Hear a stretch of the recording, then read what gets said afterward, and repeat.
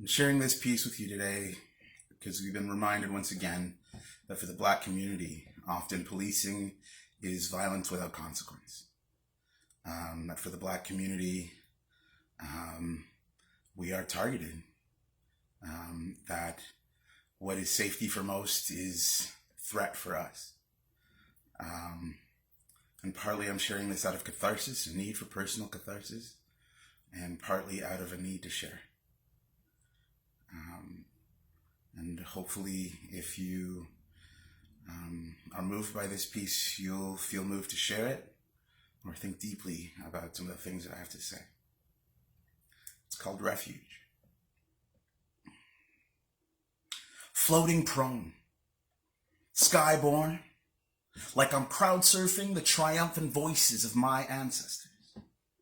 And they are celebrating that their progeny is finally somewhat free. The sinew of their struggle beats wings in my chest, and I am aloft with their hope, my lungs full of horizon. And this is how the dream begins. I'm soaring across the Atlantic from the motherland, following a breadcrumb trail of bones, overboard overflow of slave ships laden with trade. And this is how the bed was made. I'm tossing, turning in my sleep and rolling over in a 3,000-mile-long grave. And it feels like an ocean's weight of responsibility to the price that was paid.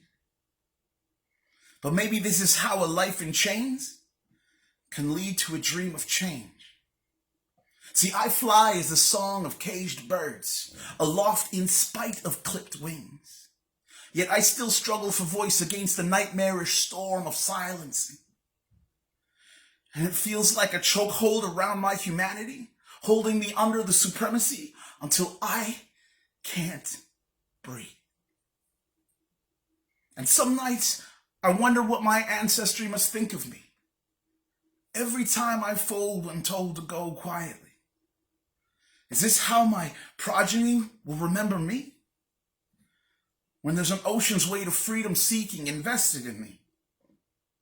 So I still struggle for voice at the crest of falling sky.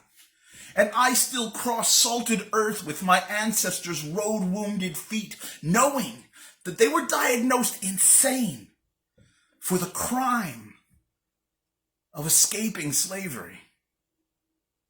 See, my freedom is seeded in postcard orchards of strange fruit clocks and family trees chopped off at the auction block. And there are product lots documenting exactly what my freedom cost. And this is how an atmosphere that normalizes dehumanizing descends. In climactic cases where killer cops walk in deafeningly quiet, unsaid talk, and how when I hear gun violence blamed on hip-hop, I wonder if Black Lives Matter more as private prison stock. When every 28 hours another young Black life is lost, the bodies of freedom seeker progeny still paying those auction block costs. And that's why I'm a little chicken to tell you, the sky is still falling. And it doesn't matter if that hail is police bullets or media headlines. You wear the hat of black, you're still targeted for crime. And this follows a path of bones and ocean deep.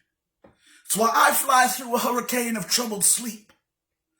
Because I am the criminally insane dream of every escaping slave that slept. I am every freedom seeker's skyward song. And there were lyrical promises to be kept. So I will face this nightmare atop a chorus of my ancestors' voices, that I might open the eye of that storm and make room for my progeny's choices. Because I too have a dream that I am responsible for creating. That when my children are dreaming, there'll be clear skies waiting. Thanks for listening.